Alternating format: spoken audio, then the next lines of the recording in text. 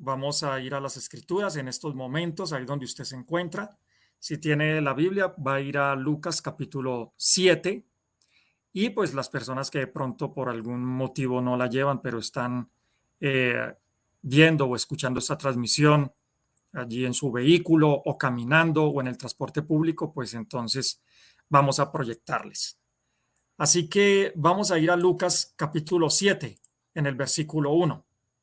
Dice la palabra del Señor, versión Reina Valera.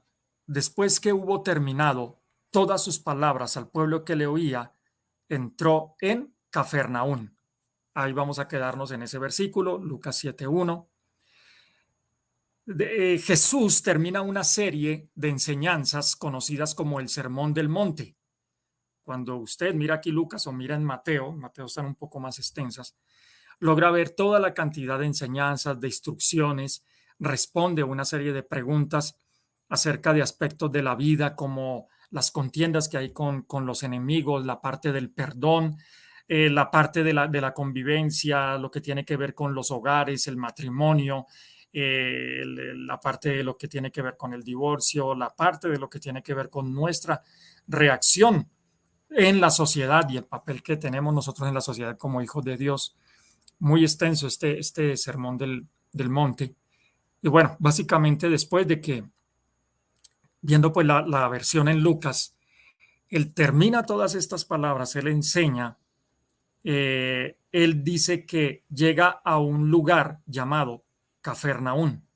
Ahora, ¿qué significa Cafarnaún? Ahí podemos ver nosotros en la siguiente diapositiva acerca de lo que es la explicación de Cafarnaún. Y Cafarnaún pues básicamente viene del hebreo, que significa aldea de Nahum o aldea de consolación. Eso es lo que quiere decir eh, Cafarnaún. Y el Señor Jesús, él podía haberse ido para cualquier otro lugar, para cualquier otro sitio, pero este lugar tenía algo muy especial. Y cuando usted lee las escrituras, logra por lo menos ver que allí Jesús, por ejemplo, libertó a un endemoniado. También podemos ver, por ejemplo, que Jesús sanó a la suegra del apóstol Pedro. El apóstol Pedro era casado.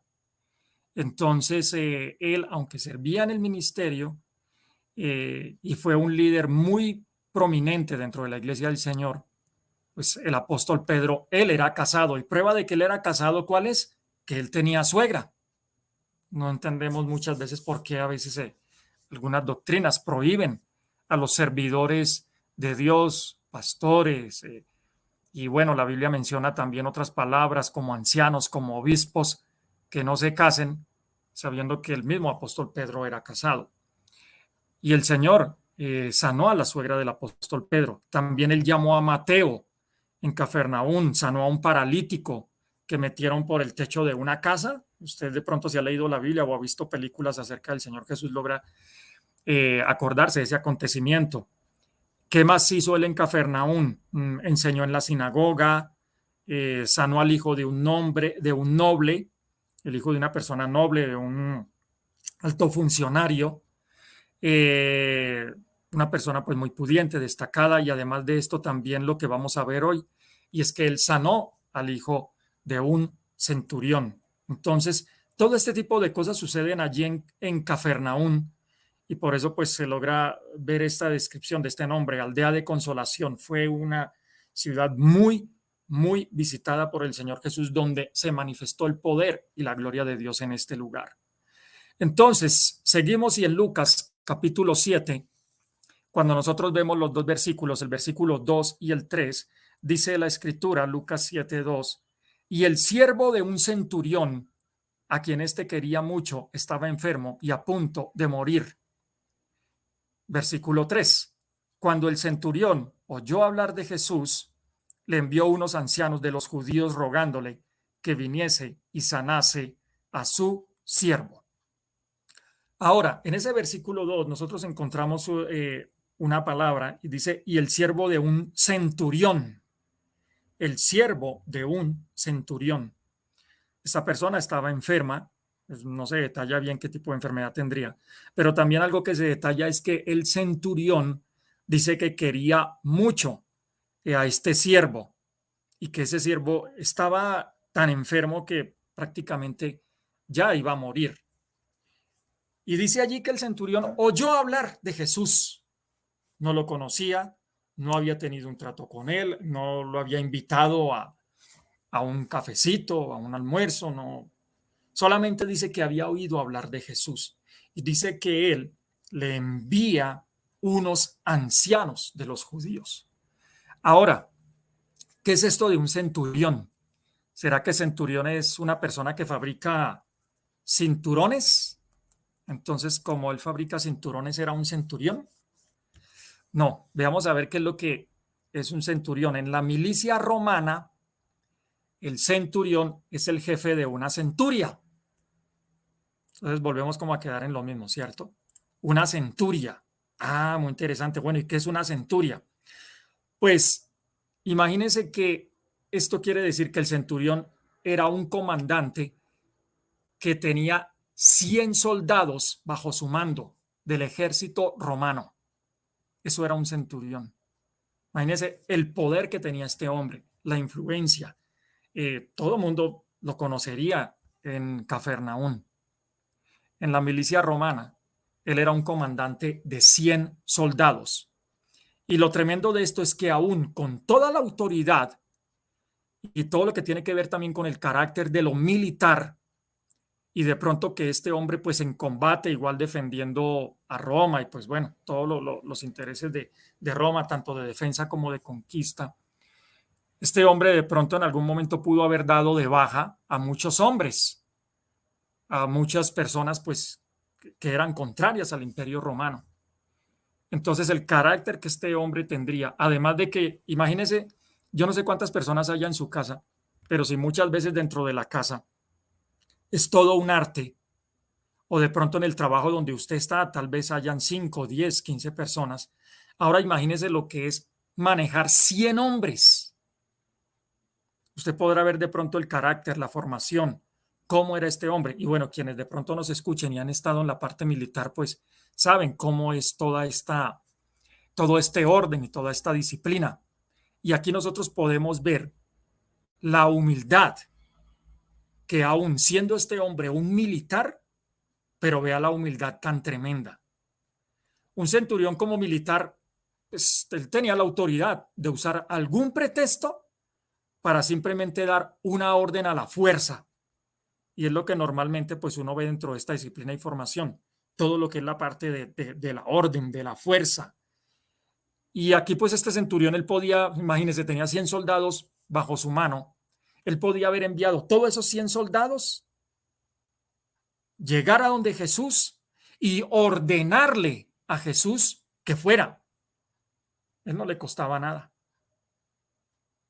pero él prefiere usar la diplomacia y la humildad.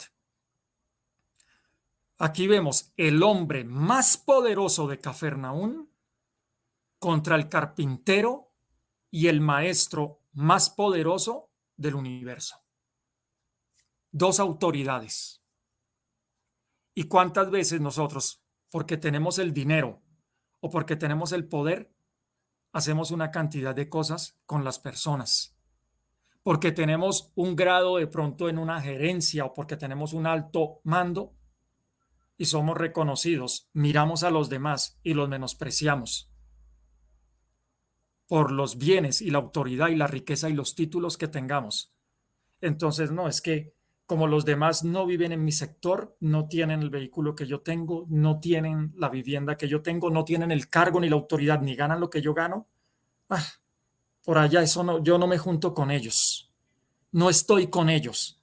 ¿Usted cree que aquí ese centurión, cuánto no sería el sueldo? ¿Cuánto no sería la autoridad que él tenía?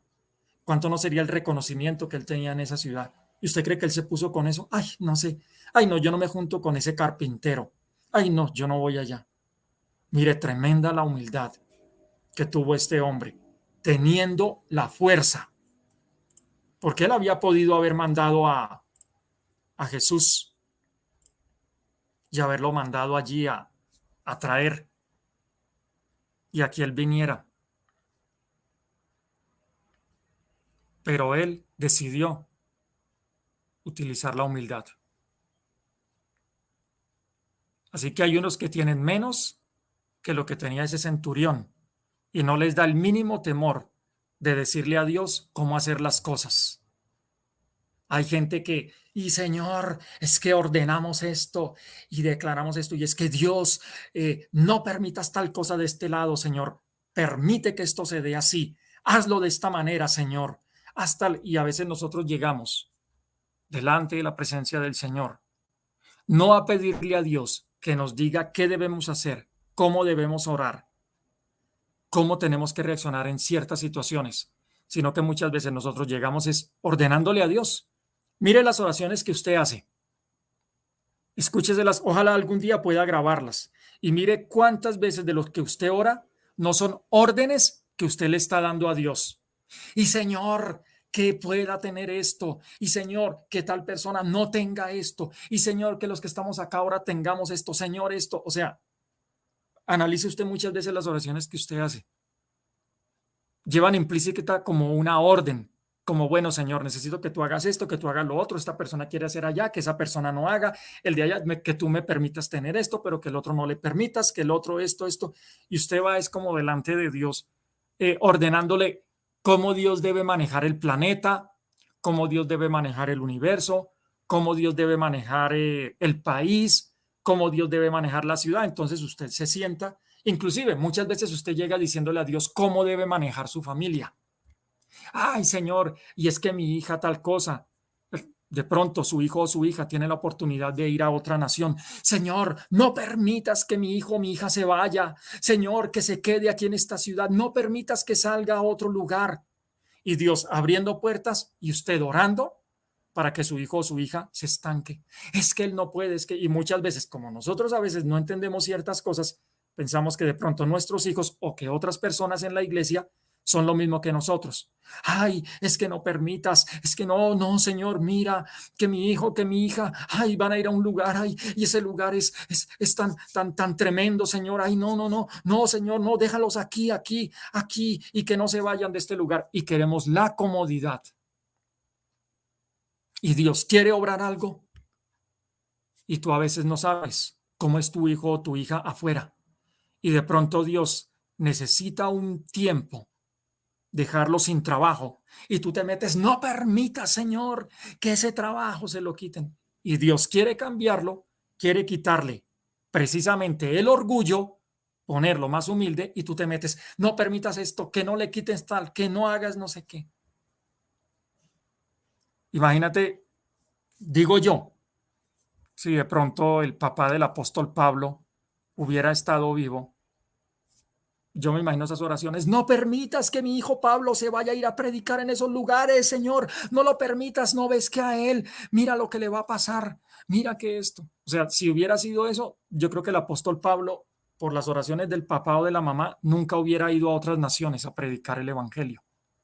Y ahí hubiera estado en la casa cómodo, sin pasar dificultades, pero no tendríamos las epístolas y Dios no lo hubiera usado como usó al apóstol Pablo, porque el papá o la mamá del apóstol Pablo, no, no, Señor, no lo permitas, no lo permitas, Señor, que Pablo vaya a tal lugar, no permitas que él predique en eso, no permitas que él se meta en eso, no permitas que él... Y yo me imagino el papá y la mamá de Pablo, inclusive, cuando tú miras la historia del apóstol Pablo, hay momentos donde la iglesia, una parte, dice la escritura, que llegó y lo rodeó como, no, pero no te vayas a tal lugar, no hagas esto, no hagas lo otro. Y Pablo como que los miraba y decía, pero pues, es que yo fui enviado, fui a predicar el evangelio, o sea, ¿qué gano yo con quedarme pues, bien cómodo acá en este lugar? Y dice pues que al final la iglesia oró y lo encomendó.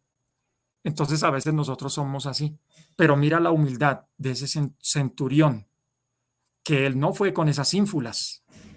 Y entonces, cuando vamos en Lucas capítulo 7, en el versículo 4 en adelante dice, y ellos vinieron a Jesús y le rogaron con solicitud diciéndole, es digno de que le concedas esto, porque ama a nuestra nación, Lucas 7:5, porque ama a nuestra nación y nos edificó una sinagoga.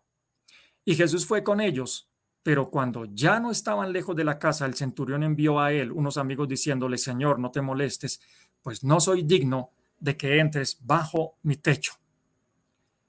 Mire usted la compasión que tenía este centurión por su siervo. Además de eso, el amor por Israel.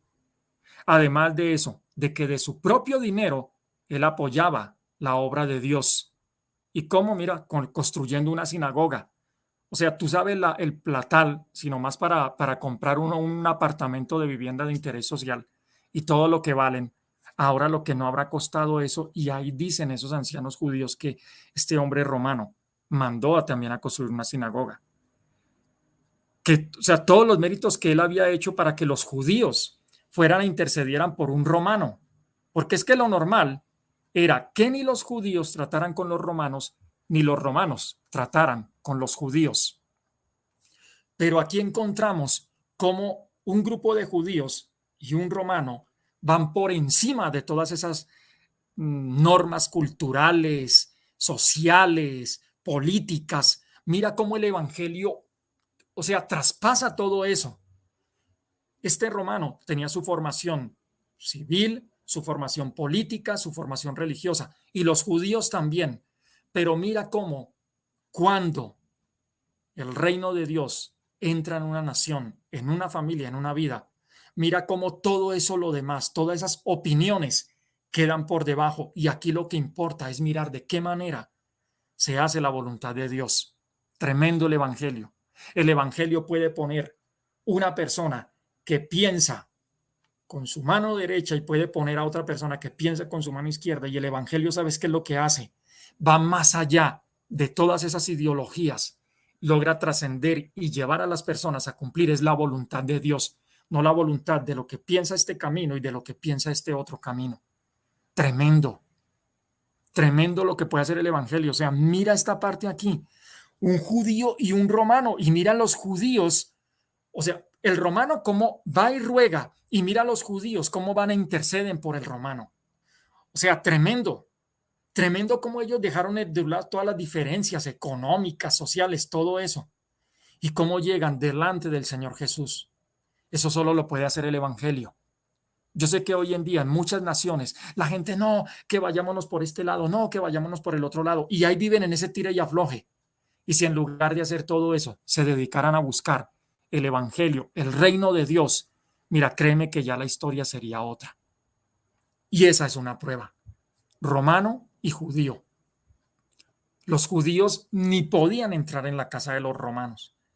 Y que un romano estuviera con los judíos era como que le dijeran, oiga, usted es mucho bobo, mire que nosotros hemos venido a conquistar aquí a los judíos y usted ahí dice que haciendo amistad con ellos y rogándoles. Comprenda todo eso. Y a veces nosotros como creyentes sí nos prestamos para eso y sí nos ponemos para ese tipo de prevenciones, de discusiones y todo eso, yéndonos unos contra otros. Tremenda esta lección, mire, tremendo. O sea, si usted de alguna manera que el Señor le abra el entendimiento y usted pudiera ver lo que ocurrió aquí, eso fue un milagro, comenzando desde antes que sucediera el milagro físico. Y este jefe militar reconoce a Jesús como Señor. Ahora, en Lucas 7, del 7 al 9, mira lo que dice este centurión.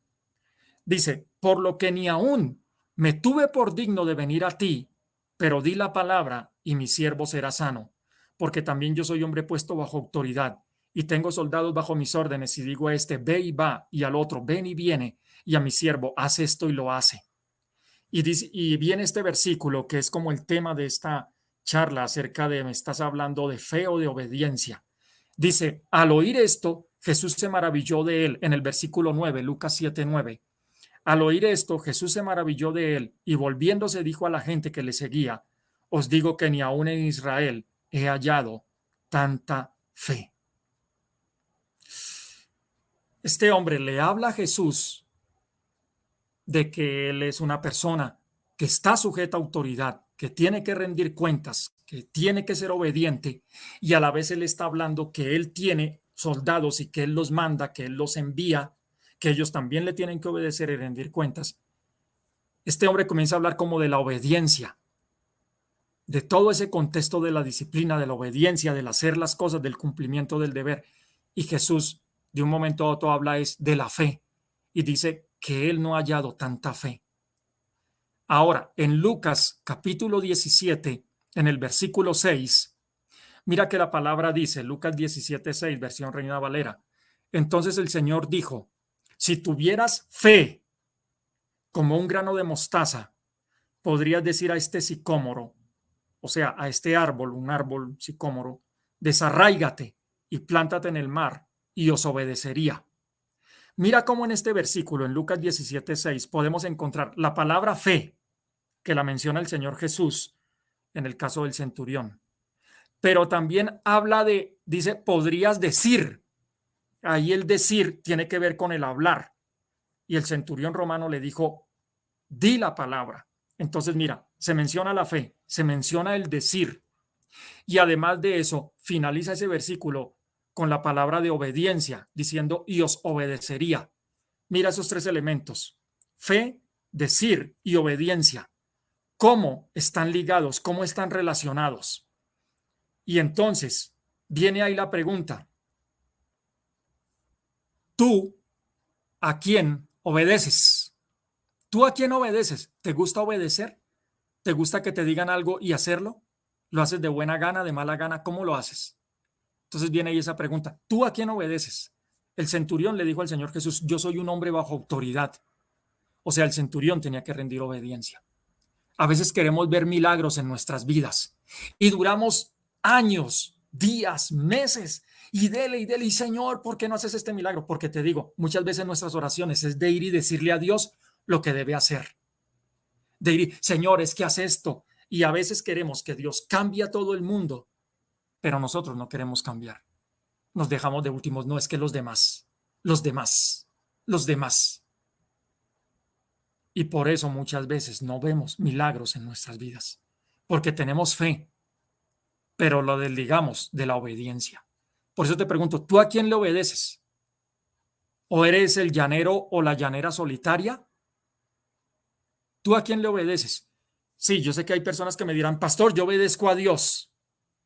Ah, bueno, bien, bien. Y dirás, no, yo obedezco a Dios, yo leo la Biblia, yo oro, yo ayuno, yo voy a la iglesia, yo estoy en el curso, bueno, yo obedezco a Dios. Ah, bueno. Tú que me dices que obedeces a Dios, y me imagino que obedeces la palabra de Dios, y no voy a leerlo, pero si tú obedeces a Dios, quiero que después busques lo que dice Efesios capítulo 5, versículo 21. Otra vez, tú que dices que obedeces a Dios, después quiero que busques Efesios capítulo 5, versículo 21. A ver si tú obedeces lo que dice ahí. Porque para nosotros es muy fácil decir, yo obedezco a Dios, pero Señor, si yo te obedezco, ¿por qué me pasa esto? Si yo te obedezco, ¿por qué no ha habido este cambio en esto? Si yo te obedezco, ¿por qué? Y uno dice, yo obedezco a Dios, dice uno. Muy bien, mira Efesios 5:21. A ver si esa área de tu vida, ¿cómo está? Porque hay cosas en las que puede, en mi caso, que yo no esté de acuerdo con mi jefa en el trabajo, pero es mi jefa. O con los procedimientos de la oficina. Donde yo trabajo hay unos procedimientos y puede que yo no esté de acuerdo con ellos. Pero sabes que mientras esos procedimientos no cambien, yo debo acatarlos, obedecerlos, mientras todos esos procedimientos y las órdenes que me da mi jefa no me lleven a ir en contra de Dios. Yo no debo rebelarme. Y por eso a veces Dios pone personas a nuestro lado que no son los más cómodos para nosotros, para probar nuestra obediencia y nuestro sometimiento. También hay una organización ministerial con la que tenemos una alianza en este momento. Estoy trabajando con esa organización, en esa alianza, colaboración, y hay ciertos lineamientos que yo debo cumplir, así no me gusten, y se preparan ciertos eventos y ya hay un lugar, ya hay unos días, y de pronto a mí me hubiera gustado que se hicieran en otros lugares, en otros días, a otras horas, pero eso es lo que hay y eso es lo que yo debo acatar y obedecer. Mientras los procedimientos y los lugares no cambien, allá es donde yo me debo enfocar. que por qué no se hizo así, que por qué no se hizo así, que es que yo no estoy de acuerdo, que es que me dicen esto. Ah, bueno, acuérdate que la fe viene por el oír y el oír por la palabra de Dios. Pero esa fe tiene que tener obras, debe venir acompañada de la obediencia. Lo que veíamos en una charla anterior, lo que vimos sobre el orar por tus enemigos. ¿Tú cómo tratas a tus enemigos? Lo que vimos de no pagar mal por mal, lo que vimos de dejar de maldecir, es decir, ¿tú sabes qué es maldecir? Ahí coge esa palabra y pártela. Maldecir es maldecir, o sea, decir mal de otros, hablar mal de otros, el someternos, el rendir cuentas. Hombre o mujer que me escuchas, en lo laboral, ¿tú te estás sometiendo a alguien? ¿En tu casa, tú te sometes a alguien? ¿Te sometes a alguien? ¿En la iglesia, te sometes a alguien? ¿Hay alguna persona a la cual tú le rindes cuentas? La obediencia te guía, te dirige. La obediencia te forja carácter. Hay personas que al no obedecer a Dios, Dios pues los deja a su libre opinión.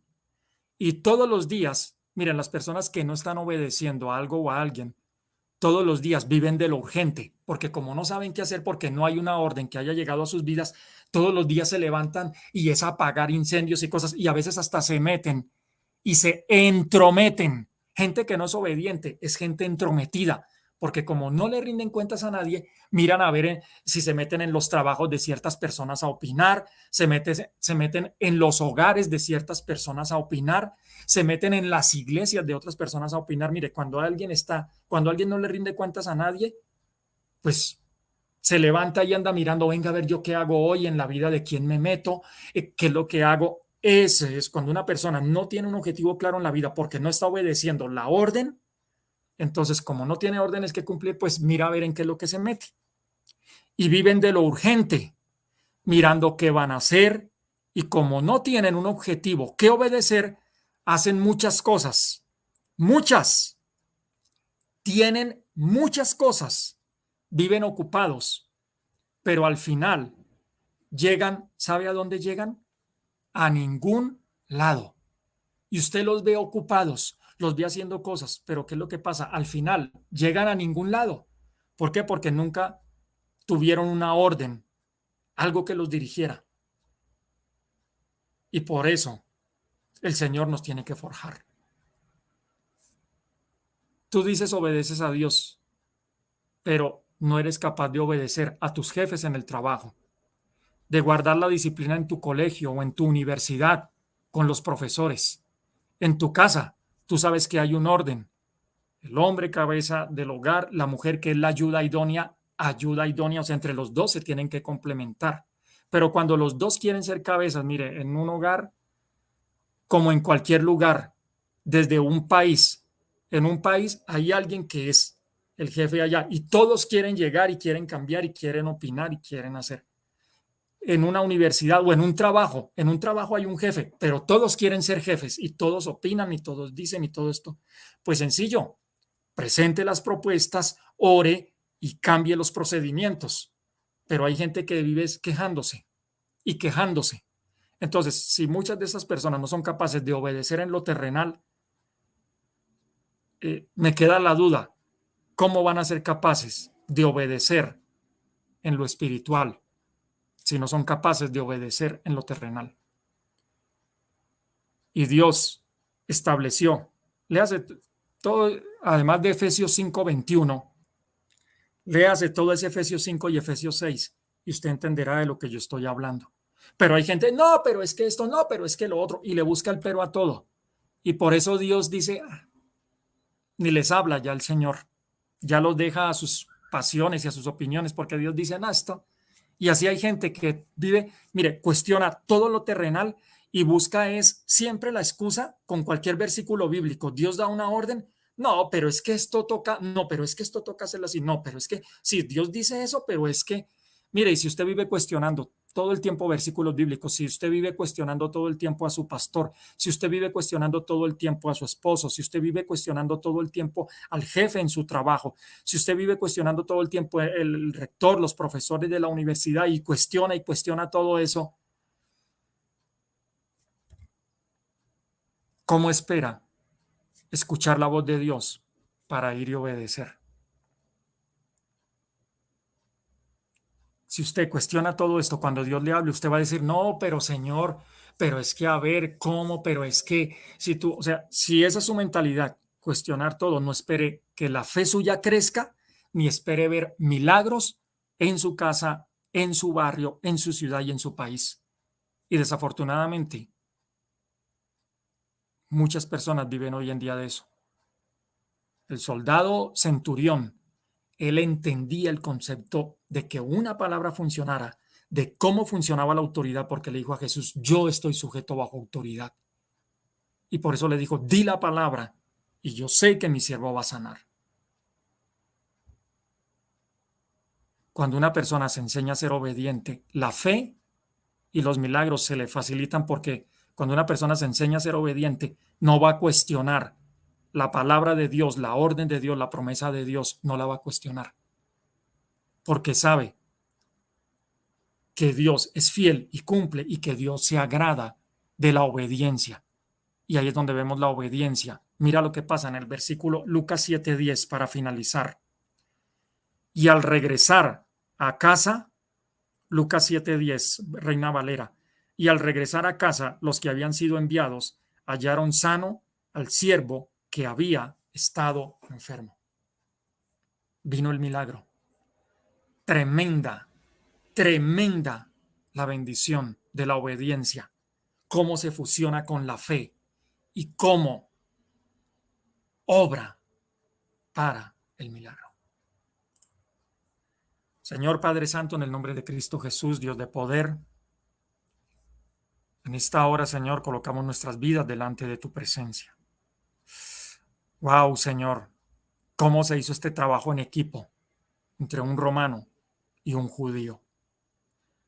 Cómo, Señor, el valor de la obediencia, del sometimiento, tú lo relacionaste con la fe. Cómo, Señor, vemos cómo la fe, unida a la obediencia, a creer tu palabra, Señor, obra el milagro. Señor Padre Santo, yo te pido por cada persona donde esta palabra va a llegar. Señor, posiblemente vamos a la iglesia, oramos, ayunamos, tenemos un trabajo, vamos al estudio, pero por dentro nuestro corazón se resiste a obedecer a los demás y a rendir cuentas. Y hablamos de que nos sometemos a Dios, pero ni siquiera nos sometemos a las autoridades, ya sea civiles o ministeriales o en el hogar que Dios ha puesto, porque tenemos el conocimiento, la fuerza y los argumentos y rechazamos. Pero Señor, qué humildad la de este centurión y qué humildad la del Señor Jesucristo, que Él no se puso a mirar que esta persona fuera un romano y que fuera un soldado de los que había venido a conquistar, sino que el Señor Jesús, por encima de las diferencias sociales, económicas y políticas que habían en esa época, el Señor Jesús le interesaba el alma de esta persona y del siervo que fue sanado. Señor, que de alguna manera aprendamos nosotros como cristianos a ir por encima de todas estas opiniones y contiendas y chismes y, Señor, nos enfoquemos en obedecerte y en hacer tu voluntad, Señor. Y Padre Santo, yo sé que veremos los milagros. Yo sé que veremos tu mano, Señor. Yo sé que si entramos en ese nivel de obediencia, que si comenzamos a obedecer lo que está escrito en tu palabra, Señor, sin andar diciendo pero, sino que si confiamos, Señor, veremos tu mano restaurar hogares, familias, restaurar nuestras vidas, el pecado siendo deshecho. Perdónanos, Señor, por las veces que ponemos tantas trabas para creerte y para obedecerte. Y, Señor, ven a nuestras vidas. perdona nuestros pecados y enséñanos a caminar con Cristo Jesús. En el nombre del Señor. Amén y amén. Iglesia, que el Señor te guarde, que el Señor te bendiga, que podamos ser como el Señor Jesús, que no le ponía tantas trabas a las cosas, sino que él dijo, bueno, listo, voy a ir a la casa del centurión. No me importa lo que los demás digan o piensen. Él estaba obedeciendo al Padre en ese momento. Y tremendo porque mira que el centurión dijo, no, yo tampoco voy a meter a Jesús en problemas y en dificultades. Y vino también la prudencia del centurión romano. Dios se encargará de obrar si tú no solamente lees la Biblia, créele a lo que dice la Biblia y obedece a los mandamientos de la Biblia. Y ahí está, te dejo esa tarea. Efesios capítulo 5, desde el versículo 21 en adelante. Y si quieres, lee también Efesios capítulo 6 y entenderás lo que queremos decirte. Que el Señor te guarde, que el Señor te bendiga. Viene una semana donde podremos ver la gloria de Dios y queda todo este resto de año para que seamos usados por el Señor. Bendiciones.